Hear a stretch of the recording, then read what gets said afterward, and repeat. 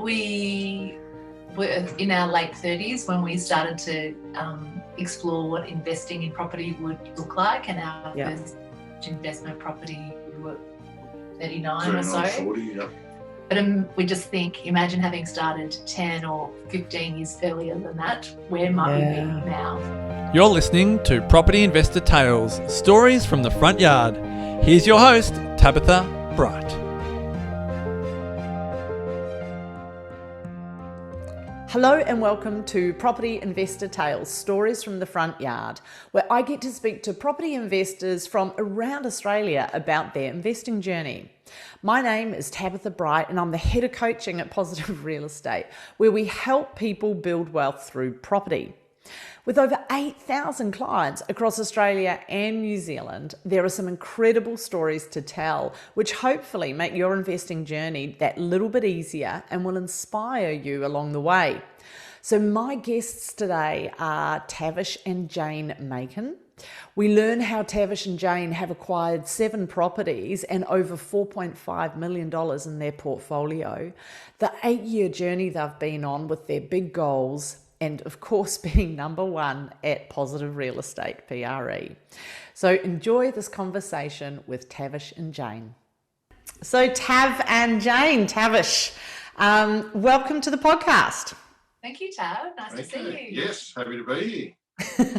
Now, we've been having a bit of a chin wag beforehand. You've been clients with Positive Real Estate and you started out with me. You journeyed to another coach when my role changed a bit and you're back with me again, which I think is an awesome thing.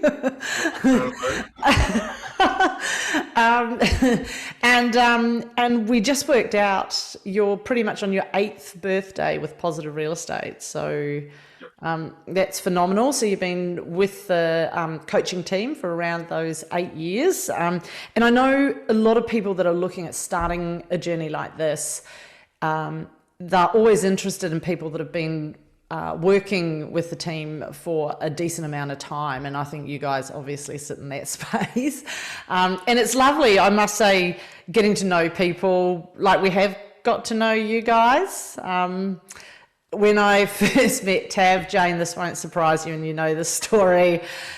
He said, don't bother learning my name, just call me number one. And and he is known PRE wide as number one. Number one client. Now, some other clients may bristle at that. I'm sure there'll be some that'll be willing to go to fisticuffs to be called. To be called number one. But yes, we fondly refer to you as number one. I know you've got a sweet spot in Lila Ghani, our head of contracts, heart. She's, you just have to mention Tav and Jane and she's all gushy. And you know what? It's hard to get a legal mind, a legal person gushy. So you guys have succeeded. Charmer. She's a good woman. She is. She's certainly a good person to have in your corner. So I guess to start, you guys, when you first started with Positive Real Estate, you had your family home. And so tell me a little bit about that, because you had some help purchasing that, yeah? We did. We looked for probably 12 months or so on our own and just couldn't find anything or was getting sort of priced out. 2010. Yeah. Right, yeah. 12 o'clock on the property clock. Tam, I remember you telling me about it. Hot market, yes. The hot market. So we used a buyer's advocate, good old a friend of ours had used Frank Valenti before, so we used him. Oh, yeah. And he said he'll find us something in a month, and he did find something in a month. So it was something that wasn't on the market.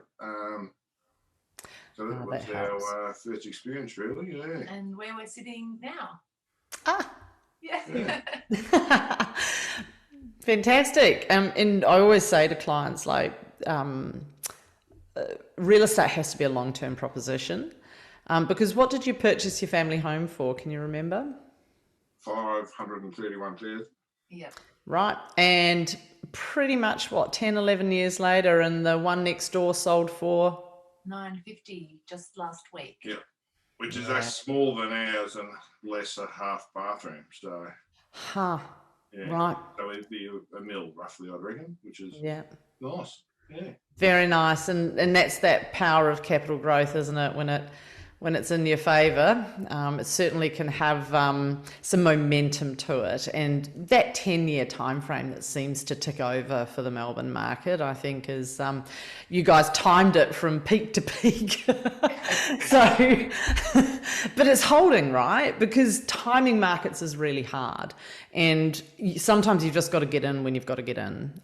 Waiting, I don't think, ever serves anybody. And so from there, so congratulations on the great result for the doubling in the value of your home. And then we got started, you met Positive Real Estate. So I take it I think Tav was driving it at this point, perhaps, and looking at other groups and trying to find some support. And you settled on Positive Real Estate. Anything? Hey? Sorry. Yeah. No, you go. Hey? Oh no, I thought I chopped you off. That was all. Sorry. No, you're fine. It pays to chop me off because otherwise I'll keep talking. So you settled on Positive Real Estate. Was there anything you wanted to share in that space? I tried a couple of. I went to a few other sort of, your 2-hour sort of window, and didn't like them at all. Really, they all seemed to carry on about how they like helping people, but they wanted a shitload of money for a short amount of time. And, right. I didn't find them genuine, really. That was the main issue. And and then I met you, Tab, and I found you very genuine.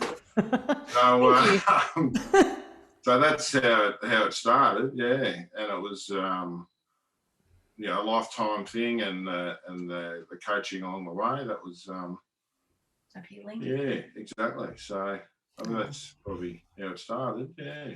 Fabulous. And then you've gone on to buy another 7 properties. Is that right? So you've got 8 in total, I believe. That is correct. Yep.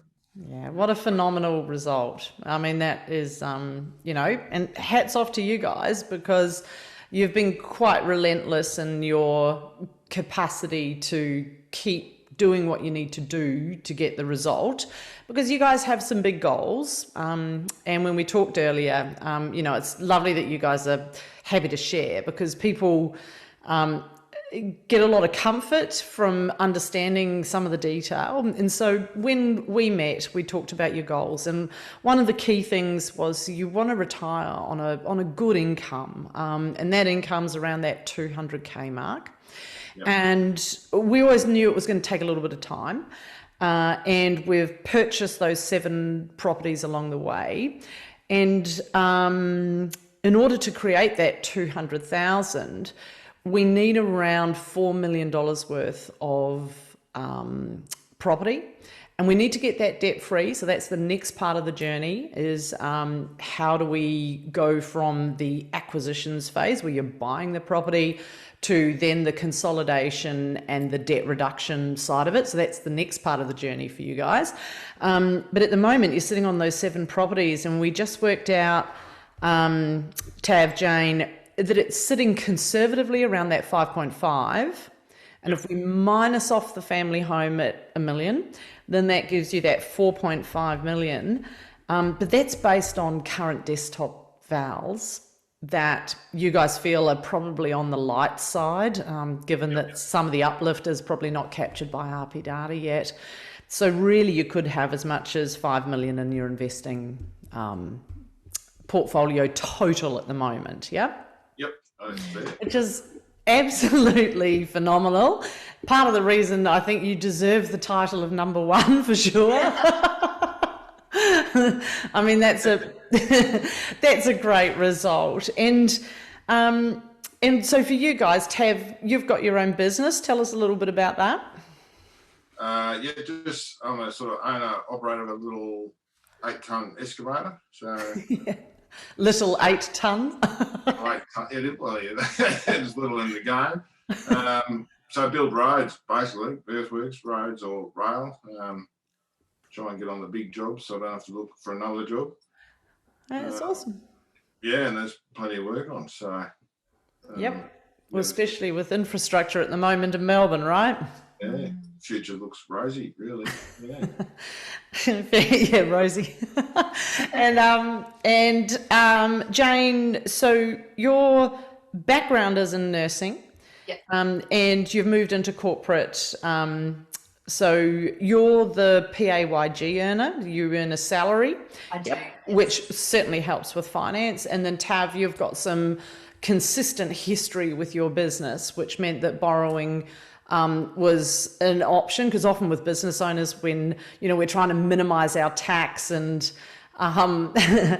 legally, of course, to keep as much in our pocket, it can make lending a little bit harder. So you guys have adjusted what you needed to be able to keep lending, because to get 8 properties with lending as it is quite a feat in today's market. And you guys have done everything. Like Tav, you've sucked up some extra tax that you had to pay rather than minimising it and declaring less. And you've done what you've needed to do in order to get the borrowing, yeah? Yep. We've had good depreciation as well. Initially when we started, they wouldn't lend money to me because I only just started my business. So the first one was in Jane's name, and then after a couple of years, then they started to lend to us.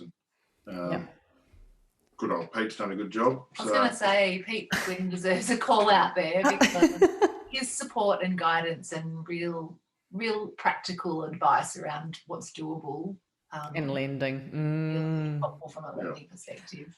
Yeah, he's a special fellow. He's one of our much loved team.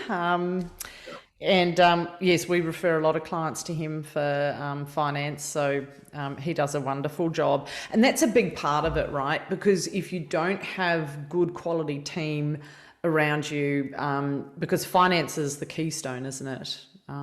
With being able to invest and get the results you want, because you've got some big personal goals, yeah? Jane, I haven't even asked you yours. I just know his. Funny, we talk about it all the time. And helicopters. Tell us about that, Tavish. So I'm studying to get my license for helicopters. Yeah, so that's the plan. So I should have my license surely, but the end game is to have my own helicopter, and then just sort of fly around, travel, and maybe do some work in the chopper.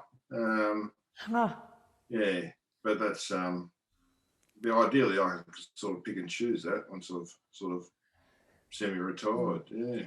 Which ties into my long-term goal, Tab. Yes, please. Because I love being in the mountains, and so we have this idea of a house, not necessarily in the mountains, bottom of the mountains, maybe the Kiwa Valley, but just somewhere with space and view and easy access up into the hills. There'll be space for a helicopter. Tav can fly me to the top of the mountain and pick me up at the end of the day. I don't know, but that's the vision that I have, certainly. Yeah. We have. Exactly. It's an adventure. It's funny. My hubby always gives me a hard time because I refer to it as my bedroom. So when you say my plan, my vision, I completely understand. Bedrooms are a little bit lower on the scale, but all right. And so tell us about the weirdest or funniest, because I've obviously when we're talking to clients about doing a podcast, we like to get you thinking about some of the stuff that's happened along the way. So I've got these fantastic answers from you on a whole heap of questions. And one of my favourite questions is, what's the weirdest or funniest thing that's happened to you on a property journey? I've certainly had some interesting ones. Tell us about that. So a tenant left our place in Tenerife, and then so a new one came in, and the shower was getting blocked, so they sent someone in to fix it, and it was chock-a block full of like 12 rose stems had just been jammed down into it. Into the shower? Yeah. So I'm not sure if she had upset her boyfriend or she just had the shits up with us, because we, the previous year, we'd given her a couple of free weeks rent, and then we said no the next time, and then she left. So I'm not sure if it was against us, which I assume it is because it's our property. But it took a lot of manoeuvring to get those rose stems out of the drain in order to unblock it in a pretty random apartment building that has multiple pipes going through the drainage. So that was weird and quite surprising. And what was in there? That is quite weird, and I'm sure I remember one time with the property I had, they had blocked drains, and they found someone had stuffed a whole chicken bones, like an old roast chicken. They'd put it down the I don't know how. And you do wonder, don't you? With what's going on? Yeah, but Rose is a new one.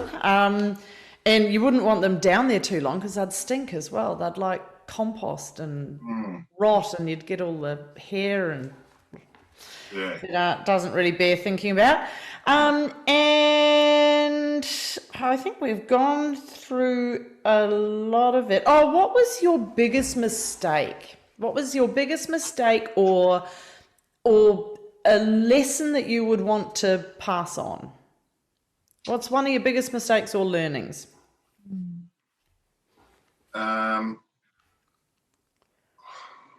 think I can't remember what was in the notes here. That blue chip. Yes. So our first couple of properties were sort of C class or the meat and potato types. Yep. But if we had our time again, we'd join the money together and buy something better in a better location. So blue chip or a premium property in a much better spot, as opposed to using those meat and potato ones to then hopefully they grow and then go in there, because they haven't really grown. They haven't done anything. So. Yeah, as much. Yeah. Okay. And so with the blue chip, so sometimes it means that you might have less property, but you've got better quality property. So a blue chip option in your portfolio would be what? What would be one of your blue chips? Armadale? Armadale, yes. Yep. In Melbourne.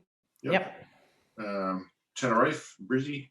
Yeah. Yeah. So really good quality areas, good demographic, good quality property. I run past, I know you know this, but for everyone else's benefit, I run past your development in Armadale all the time, like literally maybe even 5 or 6 times a week. Like I do this loop that goes up High Street, and and I always think of our clients every time I go past it, because it's a good looking building. It is, yeah. Yeah, and even the back of it backs out onto that little laneway, and it's got all the little shops there and cafes. It's got quite and there's a whole, hey? The train station as well. Train station. Atmosphere there for sure. Yeah, if you want to really lose some money, you can go to there's a furniture shop there that's got the most stunning furniture, and it every time. Vin just like grabs me by the shoulders and pushes me in another direction.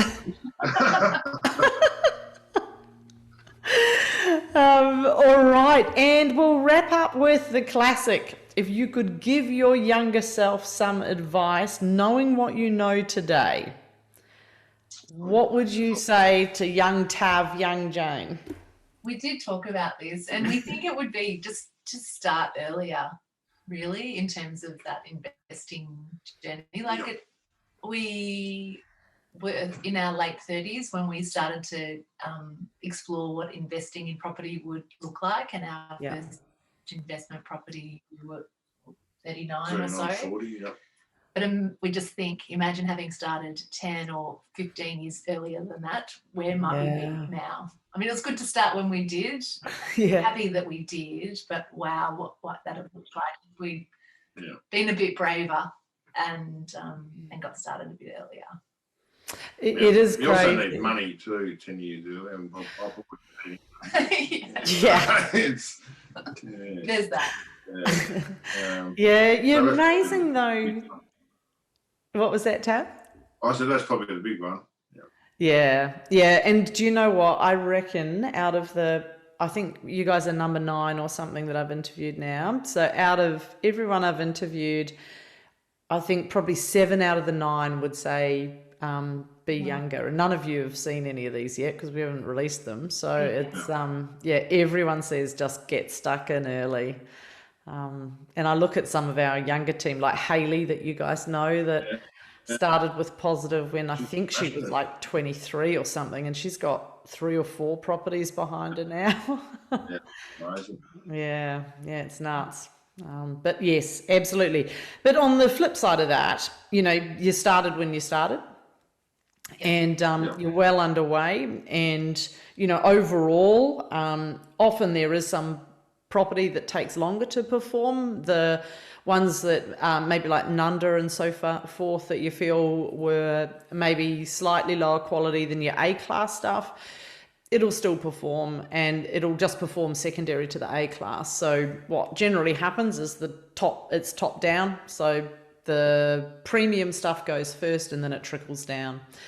So I expect you'll see some good results with that in the next probably 24 months, as the markets are showing no signs of easing.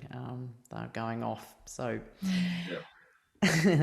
awesome. Well, thank you so much for your time tonight. Is there anything else that you wanted to add or share before we wrap up and I press stop? I would just really like to say thanks, Tab. Like feeling really supported from the get-go. This is a journey and it's going to take time, but we're here to support and be there as a resource for coaching and mentoring, or a call about a realestate.com ad and how do we maximize that, and just these really useful but practical tips and advice, and sometimes a bit of a hang in there, it'll be okay. But newbies like us has just been incredible, and you made it very easy. You've made it very easy, Chad. Oh, it's wonderful to hear that. Thank you. It's really appreciated. It's actually been the nicest thing in doing these interviews, because many of them aren't my personal clients. Is just hearing some of the stories from clients and the wins they have. It's pretty nice to hear it. So thank you, appreciate it. And you guys, of course, have been A++ clients and have been an absolute dream. Number one. Yeah, number one. Oh, you're also a massive favourite of the property management team. Right, good. Look at you. Yeah. We couldn't have done it without PRE. There's just no way that we would be sitting here now talking about a portfolio of 5 million. Yeah. I just can't imagine how that might have happened. So it's a bit mind-blowing, really. It's been a great journey for the last 8 years, for sure. Time for some champagne when we can get out of lockdown, eh? Yeah. We just need all the double in the next 24 months. Yeah. Just needs to hurry it up a bit, Tab. Yes, your wishes my command. I'll wave my wand. That'd be nice, wouldn't it? Awesome. Well, thanks so much, guys. Thanks, Much Tab. appreciated. Really nice Good to see you. Awesome. Hey, thanks for listening to Property Investor Tales. Remember to subscribe so you get notified every time a new episode drops. As you can guess, I love hearing people's property investor tales. So if you'd like to share yours, then please get in touch with me via email at propertyinvestortales@positivementor.com.au. We would also love your feedback, and I would appreciate a 5-star review over on Apple Podcasts or Spotify. Remember, you can watch all of these podcasts over on YouTube at Positive Mentor or at positivementor.com.au. Until then, take care, happy investing, and bye for now.